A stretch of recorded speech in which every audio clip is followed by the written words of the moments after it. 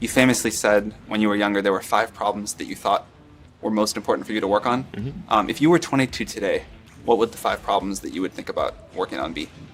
Well, first of all, I think if somebody is doing something that is useful to the rest of society, I think that's a good thing. Like, it doesn't have to change the world. Like, you know, if you're doing something that has high value to people, and frankly, even if it's something, if it's like just a little game, or some improvement in photo sharing or something, if it has a small amount of good for a large number of people, I think that's fine. Like, stuff doesn't need to be changed the world just to be good.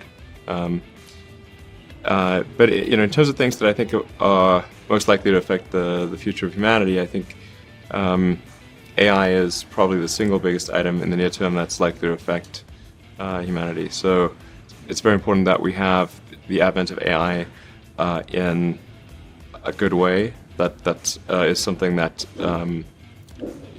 if you could look into the crystal ball and see the future, you would like that outcome, because it is something that could go wrong, as we've talked about many times, and so we really need to make sure it goes right.